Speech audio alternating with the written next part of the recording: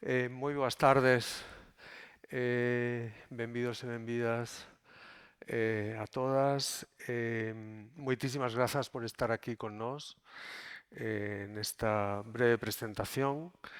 La exposición Implosión se enmarca dentro de la programación de los 30 años del CEGAC como una reflexión que va más allá del arte conceptual y que tiene que ver con la idea de colección y con el trabajo sobre la colección. De hecho, es es el resultado de toda una serie de reflexiones, diálogos, conversaciones, lecturas, reflexiones sobre qué es lo que debe ser la colección en el contexto de este centro que es también un museo. Y ese pensamiento sobre la colección empieza de alguna manera muy pronto, casi al momento de llegar aquí. En 2017 el proyecto de exposiciones críticas fue una manera de repensar la función del museo y sobre todo de la investigación, el papel que podía tener la investigación en ese contexto. Y al pensar en la colección y estudiando las formas en las que se había planteado la exhibición de la colección, había una cuestión todavía pendiente que era utilizar la colección como una herramienta historiográfica. ¿Qué tipo de relatos o narrativas podía desarrollar la colección más allá de los elementos temáticos que era lo que había articulado hasta ese momento las exposiciones sobre la colección en el museo? Todo eso tiene también mucho que ver con la maduración de la colección, el crecimiento de la colección y también con el eh, crecimiento de alguna forma del museo.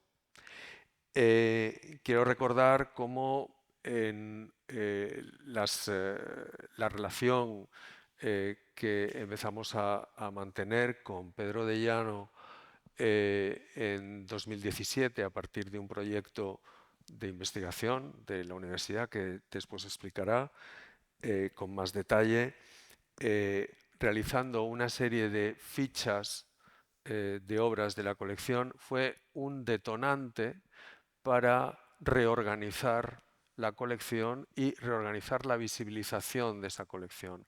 Hay que recordar también el problema que tuvo el CEGAC con su web en un momento dado que fue atacada y fue desactivada. La colección no era visible ya en la web y se pensó justamente el poder subsanar ese déficit con una serie de textos que complementaran las imágenes de las piezas. Y esas conversaciones se ampliaron con Agar Ledo. A ambos, tanto a Agar Ledo como a Pedro de Llano, quiero agradecer desde este momento su colaboración, su interlocución y la importancia que han tenido esos discursos en la maduración de este y otros proyectos. Y de hecho, en 2008, perdón, en 2018, cuando se acercaba el 25 aniversario, eh, se planteó, se plantearon algunos proyectos sobre la colección, pero al hilo se organizó en colaboración con la USC, con el Departamento de Historia de la USC, el Congreso Novas Narrativas.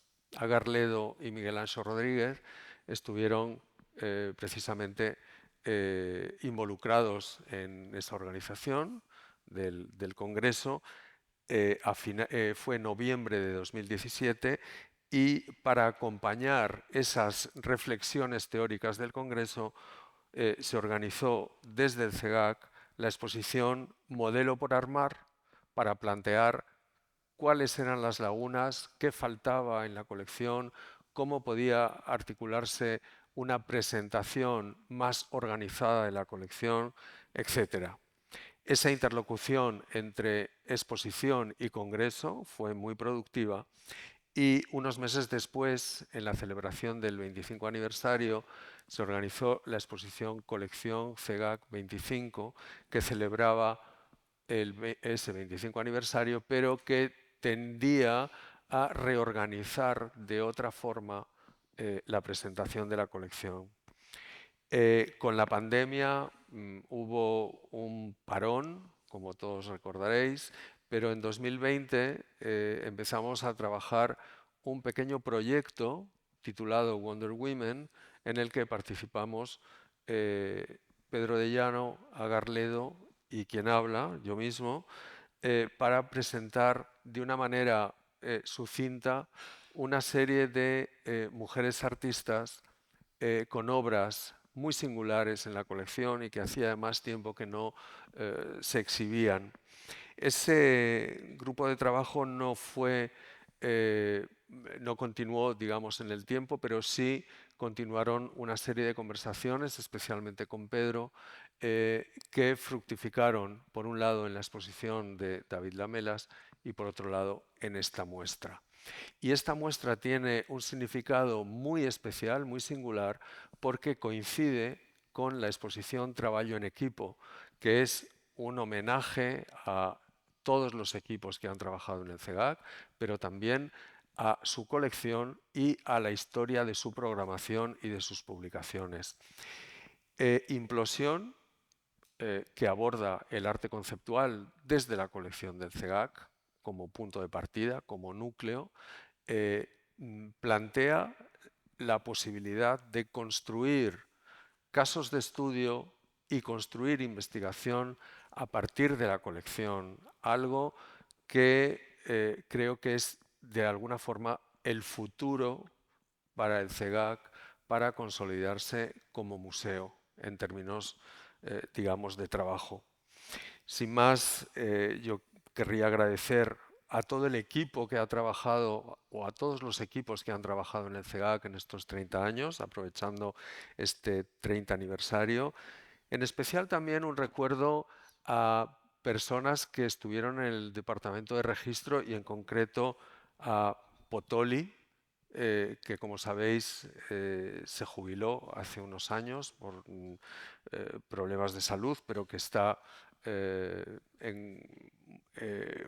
muy bien en este momento y bueno, me gustaría darle un abrazo y un recuerdo muy cariñoso por todo su trabajo y también por toda su dedicación en el museo y naturalmente a todos los exdirectores, desde Antón Pulido, Gloria Moure, Miguel Fernández Cid, Manuel Olveira y Miguel Fonjafe Pérez. Pero sobre todo a todos los artistas que están en la colección y que han engrandecido también la colección a través de sus producciones que han llegado a la colección como donación. Y esto es algo importante porque las donaciones es otro de los puntos esenciales para una colección pública. Y con la escasez a veces de recursos, las donaciones son cuestiones en absoluto menores y en absoluto, bueno, son esenciales, diría yo.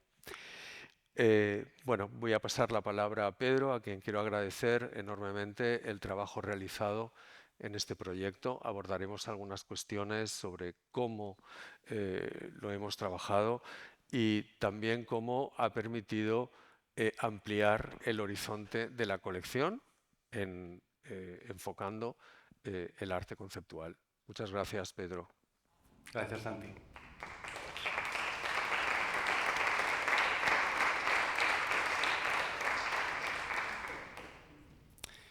Bueno, pois moitas grazas a todos por estar aquí e por acompañarnos neste día tan especial, 29 de setembro, 30 anos despois da inauguración do museo con Maruja Mayo, unha das artistas máis importantes, non só de Galicia, sino de España e do surrealismo, non? Da vanguarda. Bueno, Eu fixen unhas notas breves, non vou a estenderme moito, pero prefería como ter unha estructura máis fixa, non? Para comentarvos un pouco o que quería dicir hoxe como introducción, como presentación da exposición. Bueno, primeiro, para mí o máis importante tamén son os agradecementos. O primeiro, continuando co agradecemento de Santi, é para os artistas, sempre. O motivo fundamental e a razón de ser dos museos e de todos os que traballamos neles e alrededor deles. Nesta exposición traballamos coa xeración, ademais, que naceu nos anos 40 do século pasado, nos 1940. Algúns deles, por desgraza, xa non están con nós e os botamos moito de menos. Outros e outras están en plena forma e nos axudaron moito, aínda que hoxe non estean presencialmente aquí. Eu quero lembrar a David Lamelas, co que estivemos traballando hai 2 anos, a Ángels Ribé, a Francesc Torres, que tamén tivo unha exposición fai pouco, a Carlos Pazos, que ora tamén ten un proxecto en Trasanquelos coa súa propia fundación e que tampouco puido acercarse hoxe, e outros que na distancia tamén nos mostraron todo o seu apoio e a súa xenerosidade para contribuir ao proxecto Robert Barry en Nova York, Bill Levitt en Los Ángeles, Allen Ruppersberg en Los Ángeles tamén, etcétera. Segundo os agradecimentos para o museo, ao equipo actual e, como decía Santi, a todos os que pasaron por aquí porque esta exposición non sería posible sen o seu traballo. Ao equipo actual un agradecimento moi especial porque é moi fácil traballar con todos eles e con todas elas. E se tivese que destacar un rasgo do actual equipo de traballo no CEGAC, ademais da súa profesionalidade, que eu creo que é algo evidente para todos nós, sería tamén a compenetración que existe entre todos os departamentos e as facilidades que dan para traballar. Agradecimientos a Santiago Olmo pola confianza e a complicidade. Implosion era un proxecto arriscado e Santiago tivo o valor, aquí yo agradezo, de apoialo. E agradecimentos, por suposto, tamén aos prestadores, especialmente ás coleccións e fundacións privadas en Galicia que nos prestaron, nos deixaron algunhas obras que ahora veredes na exposición. Por último, quero facer un agradecimiento especial á Consellería de Cultura, Educación e Universidade, á Universidade de Santiago e aos meus compañeiros no Departamento de Historia de Arte na Facultade de Xeografía e Historia. Esta exposición é o resultado final do proxecto de investigación postdoutoral que comecei en 2014 ao beiro do programa de formación postdoutoral dentro do Plan Galego de Investigación, Innovación e Crecemento, cunha bolsa, cun contrato de investigación que, como vos decía, comenzou no 2014, tivo unha primeira fase hasta o 2017 e outra hasta 2019. Ese proxecto estivo dividido en varias etapas, nunha donde tiven a oportunidade e a sorte de poder traballar nos Estados Unidos e coñecer a moitos dos artistas que hoxe están no proxecto, en California e en Nova York. Despois, outra parte aquí en Santiago, xa no Departamento de Historia da Arte da USC, entre 2017 e 2019, no que fixemos esa investigación coa colección a que aludía antes Santiago, e finalmente o último fase xa fora dese proxecto postdoctoral e xa dentro da universidade como profesor, na que neste momento traballo, a exposición de David Lamelas que se inaugurou no verán do 2021. Hoxe na universidade falase moito da transferencia e é unha das cousas que se nos reclama aos investigadores e docentes a transferencia do coñecemento que producimos no ámbito académico cara á sociedade. A min gustame pensar que cada proxecto de comisariado que fago é unha desas transferencias á sociedade. E penso que este, en particular, Implosion, é o resultado final, como vos decía, dun proxecto no que levo traballando 10 anos. Pecha, en ese sentido, un ciclo. A comisaria e investigadora Clementine Delis, británica, falaba recentemente da necesidade de crear, comillas, modelos para un museo-universidade, nun libro que publicou e que se traduciu recentemente ao castelán que se titula en castelán El Museo Metabólico. Clementine Delis dice nese libro: sin importar dónde estén situados, los museos tienen una necesidad urgente de infraestructura contemporánea para hacer una transición hacia un nuevo recinto arquitectónico que acoja a estudiantes e investigadores de todo el mundo. Un espacio complejo donde estos puedan involucrarse en una investigación multidisciplinar de nivel universitario basada directamente en las colecciones. Es decir, un trabajo in situ, ¿no?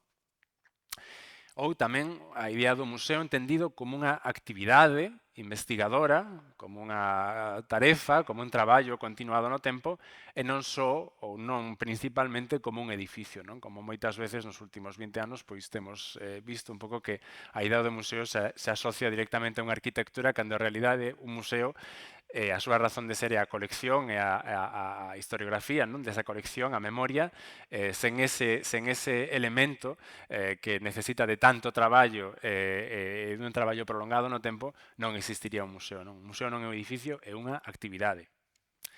E para que sirve esa actividade? Pois, entre outras moitas cousas, para o que nos sinalan personaxes tan dispares, se permitide que faga dúas citas máis, como o historiador de arte alemán, pero que traballou moitos anos nos Estados Unidos, Benjamin Bucklock, ou o intelectual e artista Isaac Díaz Pardo. Dice Bucklock sobre as coleccións e os museos, decía o seguinte, e cito do castelán: «No supone el mismo impulso de coleccionar un cierto deseo de reconstruir una complejidad perdida o una plenitud esperanzada? ¿No es esto parte de la dimensión utópica inherente a cada colección que merece su nombre, que intenta reconstruir un momento cuya diferenciación y dificultad aparece en el presente como una faceta perdida de un tipo diferente de experiencia? Un momento diferente de la humanidad, dramáticamente diferente del actual, dice Bucklock, para ser recapturado en la cohesión redentora o incluso ficticia de la colección», se pregunta Bucklock retóricamente, non? Sobre a función do museo. E dice tamén Isaac Díaz Pardo, decía, isto Bucklock o dixo nun congreso sobre museos no ano 2008. E no ano 94, Isaac Díaz Pardo decía: «A cultura que conservou a nosa identidade é unha cultura marxinada, proscrita, unha cultura popular conservadora resistente do antecedente, máis deserdada dos medios mnemotécnicos, os medios mnemotécnicos, dice el, son os libros, os arquivos, os museos, as institucións, nos que se acumula a experiencia histórica do home que enriquece e distingue a cultura». No ano 94, Isaac se queixaba, era unha conversa co intelectual e poeta Xavier Soane, da carencia, da escaseza ou da febleza tamén das institucións mnemotécnicas que el dicía, arquivos, bibliotecas, museos, non? Que históricamente padecera a Galicia contemporánea ou moderna. O decía, fixadevos, no ano 94, o ano seguinte a inaugurarse este museo. Fundamentalmente, os museos e coleccións serven para relacionarnos coa historia de maneira consciente e crítica. Neste senso, non debemos esquecer que o CEGAC forma parte do desenvolvemento do Estatuto de Autonomía de Galicia. A súa función é precisamente a de contar unha parte da nosa historia non só artística, senón tamén social a través da colección. A historia do noso país en relación ao mundo. Implosion ten dous obxectivos fundamentais dentro deste marco, non, de pensamento sobre o museo e as coleccións. O primeiro é desenvolver un discurso alrededor da arte conceptual a partir das obras da colección CEGAC. É unha exposición composta por 7 seccións e baseada no cambio de paradigma que supuxo a introducción da linguaxe nas artes visuais nos anos 60 e 70. Desde as versións máis analíticas e tautolóxicas, filosóficas de Joseph Kosuth ou Dan Graham, que ides ver na primeira sala da exposición, ata outras versións máis narrativas, literarias, mesmo cinematográficas ou aproximadas á cultura popular de outros artistas como Bastian Ader, Eleanor Antin ou Martha Rosler. Por este motivo, os libros de artista teñen moita presencia. Fálannos do límite difuso que existe entre a obra de arte e o documento. Un límite que resulta aínda moito máis tenue se falamos da arte conceptual, ese límite entre o libro de artista e a peza de arte visual, non? Ademais dos libros, Implosion tamén presenta unha pequena historia da fotografía. Dentro da exposición poderedes encontrar exemplos de usos moi diversos e experimentais con este medio, que tamén foi outro dos elementos importantes dese cambio de paradigma dos anos 60, que revolucionou as prácticas artísticas desde esa década. Os libros e a fotografía introduciron dúas cousas na arte a partir dos anos 60, fundamentalmente. Contido, frente a esa pintura abstracta, non, máis formalista que había nas décadas anteriores, é dicir, historias, capacidade de contar historias e accesibilidade, que a arte fose algo que podía chegar a un número moito maior de persoas e dun xeito non tan elitista ou tan exclusivo como sucedía coa pintura anteriormente, non? Con todo, é unha exposición onde o que está ausente resulta tan importante como está presente. O que está ausente no pasado, é dicir, a memoria, e o que está ausente no futuro, a imaginación. O que van a ver son obras que nos invitan a pensar no que non é visible, que nos invitan a pensar máis alá do obxecto, da obra de arte, máis alá do obxecto e máis alá da obra de arte. Non? Veredes que a idea de ausencia, de baleiro, de desaparición, de invisibilidade é algo que é común á arte conceptual e que nesta exposición se fai moi patente.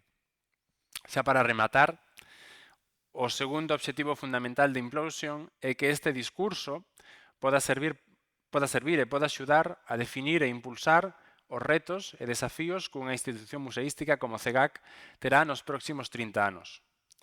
Retos, nomeadamente, como da sostenibilidade, que tanto se fala, non? Que non é só ecolóxica, que tamén, por suposto, senón tamén económica, social, e que irremediablemente pasan polo que suceda coa súa colección.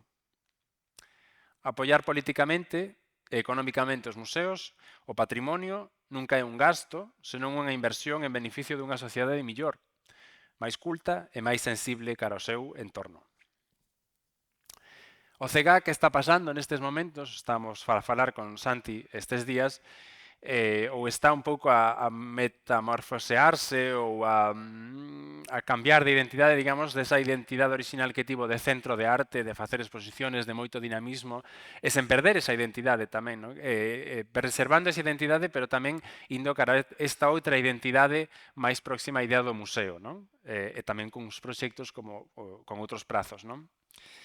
En ese contexto, eu quería lembrar unhas palabras moi breves do historiador de arte xa falecido, moi prestixioso, director de distintos museos, con distintos cargos institucionais e políticos, Tomás Llorens, nunhas actas dun encontro sobre os centros de arte contemporánea que organizou o Consello da Cultura Galega no ano 1993, cando pouco antes de inaugurar realmente a programación estable do museo, que se titulou Galicia, un centro de arte contemporánea a debate, onde moitos profesionais, tanto galegos como a nivel nacional, se xuntaron 2-3 días en Santiago para debatir e discutir sobre o futuro do museo.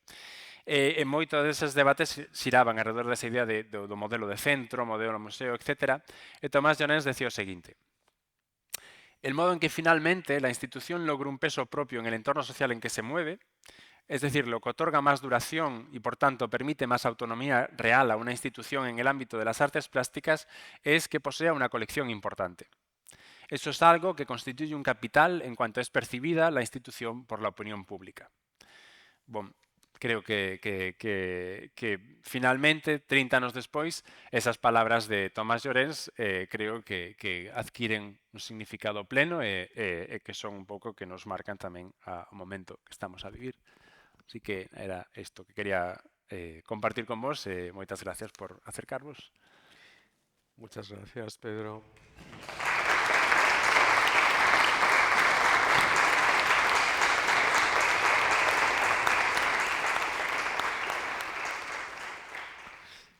Yo quería hacer algunas precisiones porque me parece importante para también comprender el discurso de la exposición, pero también la génesis de la propia exposición, como Implosion o Implosión es un título muy determinante que además nos conecta con otro proyecto tuyo anterior al de David Lamelas, también en este museo. Es importante también subrayar cómo el arte conceptual ha estado muy presente a través de las distintas direcciones, desde los años 90 hasta este momento, como esos distintos equipos han abordado de una manera pormenorizada tanto figuras específicas, pues desde Dan Graham, por ejemplo, Vito Acconci, Marcel Brotaers, hasta más recientemente Muntadas, David Lamelas, eh, Juliao Sarmento, por lo que tocaba, Marisa González, Hamish Fulton. Es decir, hay a lo largo de todos estos años una recurrente atención hacia estos artistas y no es casual porque estos artistas aportaron tantas estrategias y tantas metodologías que han enseñado a otros artistas más jóvenes, ¿no? Pensando, por ejemplo, en otros artistas más jóvenes que han estado recientemente en el museo, como Suso Fandiño, vemos claramente esa conexión entre el arte conceptual clásico y un arte después del conceptual, ¿no? Pero volviendo a la cuestión del título y a el proyecto de Bas Nader, me gustaría que pudieras contextualizar esta filiación entre ambas exposiciones. Ujú. Bueno, el título Implosion es una referencia a una exposición que Bas Nader hizo en el año 67, cuando estaba terminando sus estudios en un máster de una escuela de arte en California. Y es el título que dio a esa exposición. Y para él la implosión era un poco esa idea, ¿no? De cómo el arte en aquel momento estaba reventando desde dentro, ¿no? Todo lo que, toda una serie de experiencias históricas que había habido previamente estaban como colapsando, y los artistas jóvenes en aquel momento, en los años 60, se daban cuenta que por mucho que admirasen a la generación anterior, a Pollock, a Frank Stella, a quien fuese, que ellos no podían seguir haciendo lo mismo, que tenían que abrir un campo completamente nuevo y crear sus propias estrategias y renovar también no solo la forma de hacer arte, sino también la forma que el arte se relacionaba con la sociedad, ¿no? Abrir las ventanas, digamos, de la institución, las puertas, tener una relación también con el contexto, con el entorno mucho más porosa. Entonces, estaba en esa obra del artista Bas Nader, una obra además también preconceptual, porque el trabajo más conceptual de Ader empieza un par de años más tarde, y me parecía que era una figura muy, pues muy rotunda, ¿no? Para hablar sobre ese cambio de paradigma y esa gran diferencia que se produce en el arte contemporáneo del conceptual en adelante, ¿no? Luego también tenía esa parte de hacer una referencia a Bastian Ader, un artista sobre el que yo comisaría una exposición en el 2010, aquí en el museo, cuando Miguel Bonaf era director, y que fue el punto de partida de ese proyecto postdoctoral al que me refería ahora, que empezó en el 2014. En ese proyecto postdoctoral, uno de los objetivos principales era desarrollar un libro, una monografía sobre este artista, Bastian Ader, ¿no? Que tuvo una vida muy, muy peculiar. Yo fui a los Estados Unidos, trabajé mucho en ese proyecto, tenía el compromiso de un editor de una editorial universitaria norteamericana muy prestigiosa para publicar ese libro. Estuve hablando con él, trabajando con él durante todos esos años, y al final, cuando ya estaba de vuelta aquí, ese proyecto se vino abajo. Y fue un fracaso, porque yo dediqué mucho tiempo y esfuerzo a ese proyecto, entre otros, no era el único, pero a ese le había dedicado mucha atención, y aún tengo todo ese material y algún día me gustaría publicarlo, pero ese proyecto con aquella editorial en inglés, etcétera, pues no se pudo hacer, y para mí fue una decepción muy grande, bueno, me hizo reflexionar en cómo podía dar salida de una manera más inmediata y a través de otros medios a esa investigación. Y eso sucedió a través de distintos canales, ¿no? Artículos, textos, etcétera. Y una de las cuestiones fue el poder plantear, a propósito de ese momento en el que trabajamos sobre la colección entre el 17 y el 19, y además sobre ese periodo de los años 60 y 70 con artistas internacionales, pero también locales, el poder empezar a pensar, ¿no? en cómo un trabajo de Bas de Angader podía dar una pauta de final de ese periodo del arte conceptual de los años 60 y 70, que fue ese proyecto que vais a ver en la exposición, en el que Bas de Angader, un proyecto titulado In Search of the Miraculous, decide hacer un proyecto donde una parte de ese proyecto era cruzar el Océano Atlántico en un velero de 4 metros de eslora entre Massachusetts y Inglaterra, y en esa aventura, en ese proyecto tan osado, aunque bueno, lo preparó y era un hombre que podía haber llegado a tener éxito en esa travesía, desaparece. Entonces me parecía que, bueno, por distintos motivos, eso de alguna manera funcionaba como un polo dentro de la colección CEGAC, aunque todavía no estaba en la colección, no era un material que estuviese en la colección, pero sí que se había hecho una exposición sobre este artista. Me parecía que ese material justificaba el construir todo ese contexto, ¿no?, previo para llegar a ese momento. De manera que, bueno, esas distintas investigaciones fueron las que fueron conduciendo, y ese fracaso, digamos, de una investigación que en ese momento no salió adelante, fue lo que me recondujo hacia pensar en otras maneras de materializarla. Bueno, hay un paralelo casi entre la idea de fracaso que está de alguna forma en el trabajo de Bastian Nader Es y cierto. tu propio proceso, ¿no? Y está la idea de caída o la práctica de la performance de la caída Mm. y la desaparición. Y Philip Kaiser, el crítico que justamente aborda esta cuestión de la desaparición, incide en ese paralelismo entre caída y fracaso que hay en la lengua inglesa, fall and fail, Ujú. y parece que aquí también hay un paralelo entre Hay un tu reflejo. fracaso y el fracaso de Sí. Bastian Nader, ¿no? Y curiosamente, Galicia actúa como un imán porque Galicia es la que recoge el barco Ujú. en el que Correcto, está desaparece Bastian Nader, y hay ahí todo unos materiales que son de grandísima importancia. Las fotos y el documento, justamente el atestado Ujú. del Archivo Militar de Ferrol, Sí. donde se da cuenta de ese naufragio. Sí, unos documentos que, desde mi punto de vista, permitían contrastar con la primera obra de la exposición, o una de las primeras, que es una obra muy icónica de la colección CEGAC de Joseph Kosuth, claro, cuadrado, cristal apoyado, una obra que fue adquirida en el 2009, en el periodo de Manuel Olveira, y que fue mostrada solo en dos ocasiones. Una, en una de las pocas exposiciones que se hicieron hasta este momento de carácter histórico, es decir, trabajar con la colección a partir de contextos vinculados a la historia, que fue A Mancha Humana en 2009.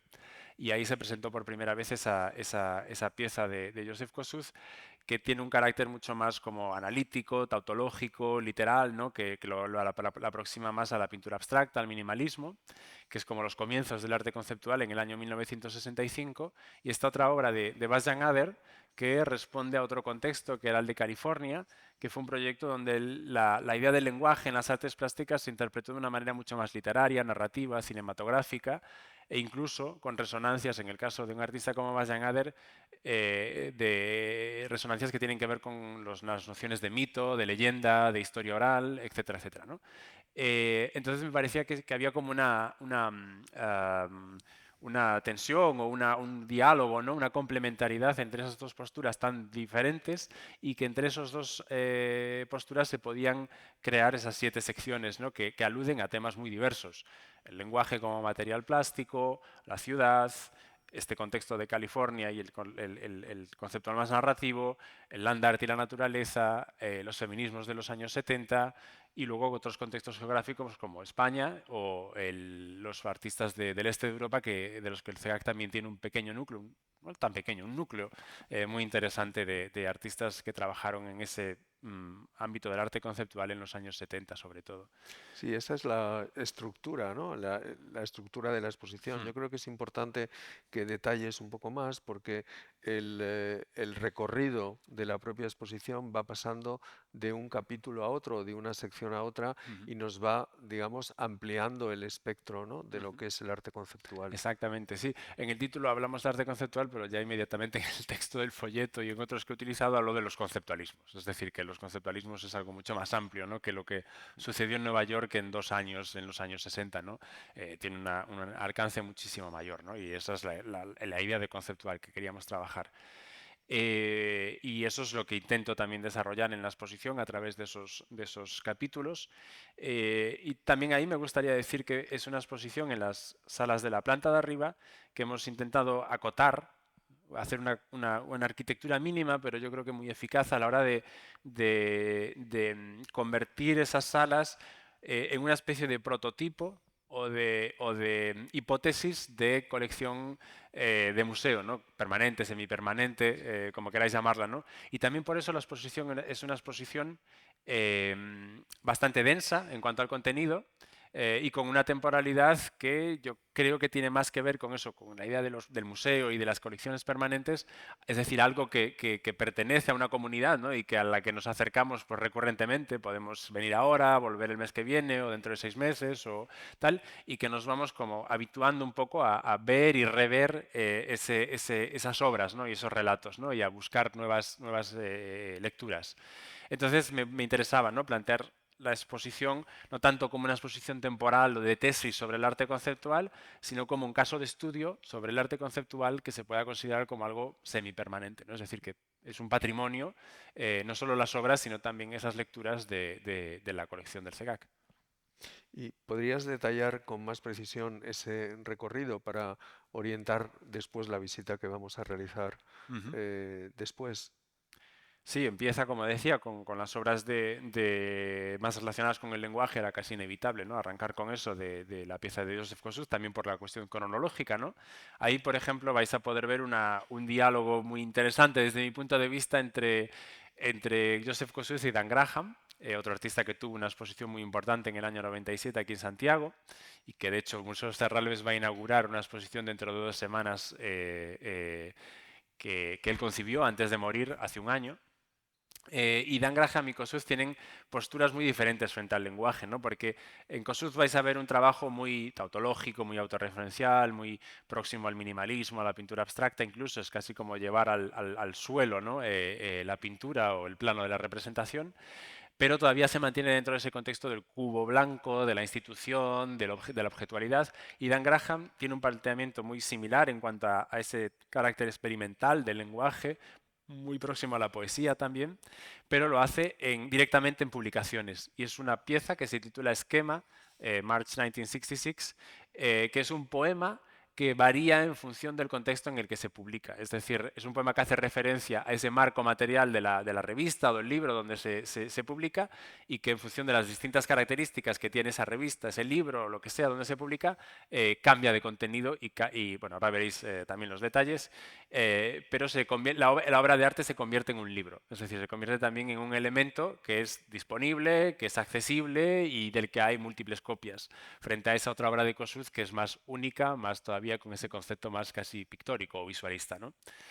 Después, dentro de esa misma sala, también hay un contrapunto que introduce una obra de 1975 de Martha Rosler, un vídeo muy conocido de ella, de la colección del CEGA, que es Semiotics of the Kitchen, donde ya vemos una interpretación del lenguaje en el contexto de las artes visuales que ya no es tan neutral o tan analítico como el de estos artistas de los años 60, sino que introduce cuestiones que tienen que ver con el género, con la deconstrucción de la idea de género a través del lenguaje y la construcción de la identidad, ¿no? A través del uso del lenguaje. Es un vídeo muy interesante con sonido donde Martha Rosler está bueno, redefiniendo digamos, el uso de las herramientas de la cocina. ¿No?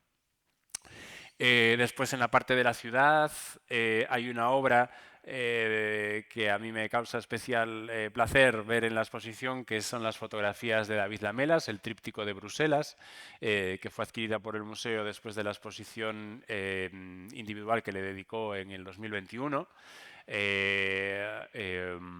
Y en esa sala, pues sí, se pueden ver distintas aproximaciones, ¿no?, a esa expansión fuera de la institución, hacia el espacio urbano, hacia la ciudad, de los artistas de gente como Lamelas o como Dan Graham, John Baldessari, etcétera, etcétera. Después, en la tercera sala está esa parte a la que aludía, ¿no?, de California y del caso de estudio de Bas Nader, que hemos intentado arropar con otros artistas que trabajaban en una línea parecida en California, como Allen Ruppersberg o William Levitt, y Hermanel, de los que también hay obra en la exposición, y con un friso que hay allí de una publicación que se llamaba el Art and Project Bulletin. Era una publicación que editaba una galería en Ámsterdam desde el año 68 hasta bien entrados los años 80, y por la que pasaron muchos de los artistas de esta generación conceptual, sobre todo europeos y norteamericanos, y que funciona, a mi modo de ver, como una especie de síntesis o de cápsula, de resumen del arte conceptual, solo en esa experiencia del Art and Project Bulletin. También creo que es para felicitarnos, ¿no?, que el museo haya podido adquirir un set, una copia de esa colección del Art and Project Bulletin para su colección, a propósito con motivo de esta exposición, ¿no? Sí, porque son además pequeños boletines donde hay en cada uno de ellos un proyecto específico Exacto. creado por Sí, cada por uno de los cada. Eso artistas, es. ¿no? Mm. Con lo cual, el proyecto artístico es también un proyecto impreso. Ujú, Y esa es la gran novedad y la democratización, de alguna manera, del propio arte, ¿no? ujú. Eso es. Y bueno, la exposición oscila mucho, ¿no?, entre esos materiales como múltiples, accesibles, democráticos, y la obra más visual, más de museo, digamos. Y había ahí, o yo descubrí, ¿no?, al ir trabajando en la exposición, que también era una manera de reivindicar, ¿no?, los ideales que tenían estos artistas cuando empezaron a trabajar, ¿no?, de hacer el arte más accesible, más democrático, más abierto, más en contacto con la sociedad, que luego, pues, bueno, no llegaron quizá hasta el punto que ellos hubiesen deseado, pero que todavía hoy podemos seguir trabajando un poco en esa línea también, ¿no?, de intentar compatibilizar las obras de arte con estos otros documentos o elementos múltiples que también tienen un valor estético y artístico muy elevado, ¿no? Y que nos han permitido también, pues con unos medios limitados, obviamente, pues desarrollar el discurso de la exposición. Después hay una parte dedicada al land art y a las earthworks, donde las nociones de horizonte y de caminar tienen un significado muy especial en las obras de Richard Long, de Nancy Holt, de Stanley Brown, etcétera, etcétera. También quería añadir que la exposición que vais a ver, el grueso de obras es de la colección CEGAC, pero también hemos recurrido a otras colecciones próximas al museo, que nos interesaba que estuviesen también apoyando puntualmente algunos de estos relatos, ¿no? Específicamente la colección del Museo Reina Sofía, un museo estatal, que como tal, bueno, pues es un museo tanto de Lavapiés o de Madrid como de Santiago de Compostela, y que consideramos que, en cierto modo, pues los préstamos entre estas instituciones deberían de ser mucho más ¿no?, fluidos Ágiles. y ágiles, ¿no? O la colección Arco, que estuvo en depósito durante casi 30 años, ¿no?, aquí en el CEGAC, que protagonizó muchísimas exposiciones, que es una colección excepcional, y que en el año 2014 fue trasladada al Centro de Arte 2 de Mayo en Madrid, de alguna manera, pues retornando, por ser la colección de Arco, a la capital. Entonces nos parecía que también había obras ahí que se han expuesto muchísimas veces en el CEGAC, que los que venís a menudo las reconoceréis inmediatamente: James Turrell, Hanne Darboven, que eran fundamentales para construir ese discurso. Y después también, por supuesto, algunos coleccionistas privados gallegos que muy generosamente también nos han apoyado en algunas obras. Después hay una quinta sección dedicada al feminismo, que en los años 70 pues, tuvo también un protagonismo y una voz muy importante en el arte de esos años, y que además hay que recordar también que estas nuevas formas de arte, el arte conceptual, los conceptualismos, fueron una plataforma especialmente importante para las mujeres en aquel momento, porque de alguna manera facilitaban las cosas en relación, por ejemplo, a otros medios como la pintura, con toda esa carga histórica, ¿no?, que tiene de la tradición museística. Era un medio al que muchas mujeres tenían muchas más dificultades que acceder, o que su pintura fuese reconocida frente a los maestros, ¿no?, masculinos, etcétera. Y los medios del arte conceptual, especialmente el vídeo, que permitía trabajar también con la idea de autorrepresentación, como sucede en el vídeo de Leonor Anting, y la fotografía, como sucede en la obra de Esther Ferrer, que vais a ver ahora en las salas, eran medios, digamos, que sin ese peso, sin esa tradición, ¿no?, que tenían otros medios más tradicionales, y que les facilitaba la posibilidad de actuar de una manera mucho más ágil, ¿no? Y esa parte del feminismo está dividida a partir de las tesis de un libro de una historiadora del arte española que se publicó en el año 2016, Maite Garballo Maeztu, un libro que se titula Cuerpos que aparecen, performance y feminismo en el tardofranquismo, me parece Sí, recordar, en España. Y ella tiene la tesis de que, y que es la que yo sigo en la exposición, de que en los feminismos de los años 70 hay como dos grandes vías en el trabajo de muchas mujeres artistas. Una, el trabajo sobre la ausencia, sobre la anulación y el autoborrado, ¿no?, que muchas de ellas sufrieron y sobre el que querían trabajar de alguna forma para introducir en el campo de la representación. Y por otro lado, la idea de mascarada, como algo que permite trabajar con la idea de identidad también de una manera más libre, y construyendo distintos modelos de subjetividad, ¿no?, que también está presente, por ejemplo, en el trabajo de Leonor Anting y de otros artistas hombres que también trabajaron sobre esa noción, influidos por esas tesis y teorías feministas. Y por último, esos dos episodios o núcleos, que serían la sección sexta y séptima, una dedicada al arte conceptual en España y otra dedicada a ese conjunto de conceptualismos del Este, del que este de bueno, Europa. era el Este de Europa, exactamente, que eran, bueno, pues necesarios también y importantes, y que además representan o incluyen obras que han entrado en la colección recientemente. Una de Francesc Torres, después de la exposición del año 2020, de su antológica aquí en el CEGAC, y otra del artista Àngels Ribé, una artista catalana que desarrolló su carrera en los años 70 en los Estados Unidos, que también ha entrado específicamente para la exposición. Quería puntualizar simplemente, al final lo digo en el texto del folleto, que antes os decía en el texto que es una exposición donde lo que está presente es tan importante como lo que está ausente. Y en esta exposición todas las ausencias que pueda haber, que son muchísimas, son tan importantes como lo que vais a ver en la exposición.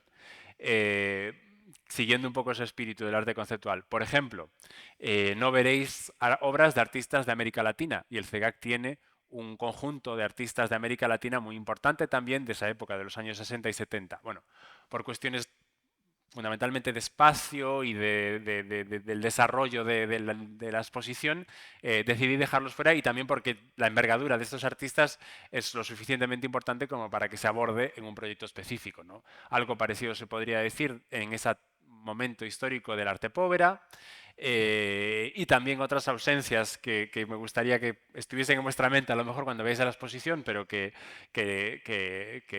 que era obligado, no incluir en la exposición. Yo siempre tuve muy en mente que al hacer esta exposición, que estaba trabajando sobre el pasado, sobre esta generación de los años 40, muchos de los cuales, bueno, pues como digo, ¿no?, nos están desapareciendo literalmente, nos están dejando, que es muy importante para la contemporaneidad, es la base, la semilla, ¿no?, de nuestro momento presente, pero nunca dejé de tener en mente que, por lo menos desde mi punto de vista, como decía también antes Santi, que no sería comprensible el trabajo de las generaciones nacidas, como yo mismo, ¿no?, de los 70 en adelante, de artistas y de comisarios, de críticos, etcétera, que estamos trabajando hoy en día y que se está exhibiendo el trabajo de esos artistas hoy en día, tantos artistas gallegos, ¿no?, que se podrían considerar herederos de estos movimientos, sin este momento del arte conceptual. Y me pareció urgente por ese motivo, ¿no? Que se trabajase este núcleo ahora mismo, porque posiblemente dentro de 10 años ya será completamente inviable, ¿no? El poder seguir incorporando obras significativas de estos artistas a la colección. Ujú. Muy bien, pues yo creo que vamos a parar aquí para tener tiempo de poder visitar y recorrer la exposición. Si hubiera alguna pregunta o alguna cuestión, alguna cosa que podamos aclarar, podemos responder. Eh, Sí. sí,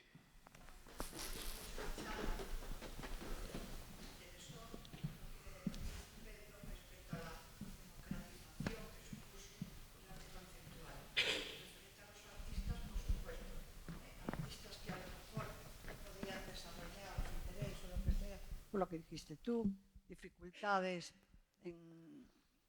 para pintar o para esculpir o para hacer grandes obras.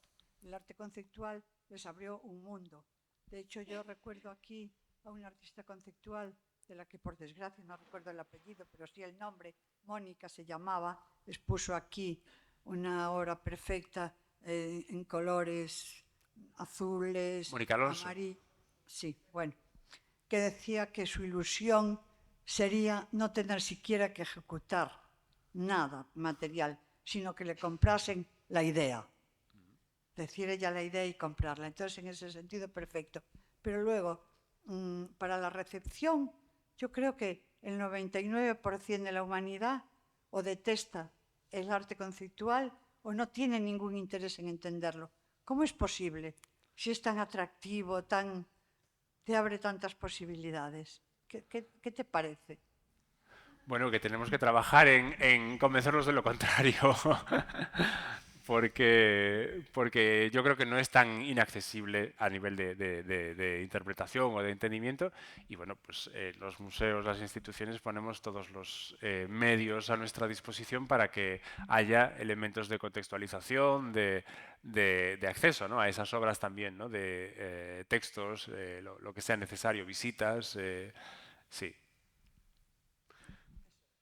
a ver, yo creo Gracias. que de lo que no trata el arte conceptual es de directamente de los sentimientos, sino que habla de las maneras de expresar ideas y también sentimientos, pero no de los sentimientos en sí mismo.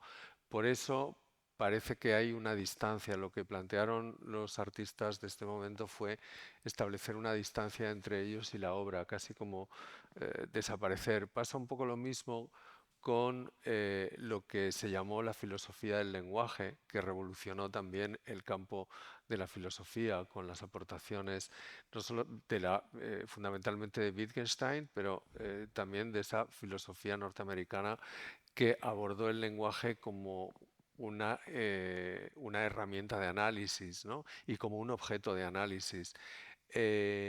También hubo interpretaciones del arte conceptual como joke art, el arte que era chistoso, ¿no? El que planteaba contradicciones, paradojas, y el arte conceptual precisamente lo que hace también es plantear paradojas. Es decir, yo creo que es un arte que excita el pensamiento y para llegar ahí es preciso tener también una madurez, una preparación. No es un arte que llegue directamente, sino que llega siempre un paso después de haber hecho otras cosas, ¿no? Ujú. Creo yo. Sí, sí, ellos redefinen esa idea de la abstracción que había tenido tanta importancia en el arte de la vanguardia y de la primera mitad del siglo XX y la convierten en esa idea de ausencia, de vacío, de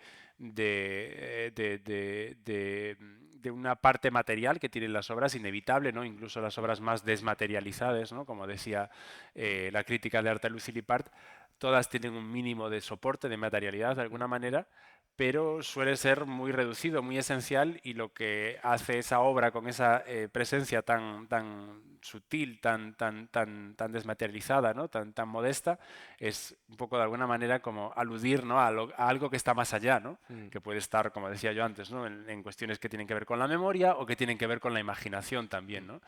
Sí, a pesar de ser un arte que aborda mucho el lenguaje o que utiliza mucho el lenguaje, es un arte del silencio, porque establece en esa distancia entre el autor y la obra, entre el autor y el receptor, establece ese espacio vacío que es un poco el de la desaparición, ¿no? Lo que Sí. hablabas tú, ¿no? Es un arte que está lleno de metáforas. Y Si el de la hubiera... libertad del espectador, ¿no? Ahí es donde el espectador entra en la obra y de alguna manera la completa también, ¿no? En ese Sí, espacio vacío que queda entre la obra y la recepción. sí, De exactamente. libertad, Mm. espero, pienso. Bueno, bueno, pues si no hay ninguna pregunta más, vamos a cerrar aquí. Os invitamos a pasear por la exposición. Luego hay un vino para compartir y a continuación a las 9 el museo se desalojará en torno a las 9 menos cuarto. Va a haber un espectáculo de danza vertical cuando ya anochezca un poco y a continuación un videomapping. La danza vertical durará como aproximadamente una media hora y una proyección de vídeo sobre la fachada a continuación que durará como unos 15 minutos. Entonces, bueno, pues muchísimas gracias por estar con nosotros, por compartir este cumpleaños del CEGAC y de nuevo gracias.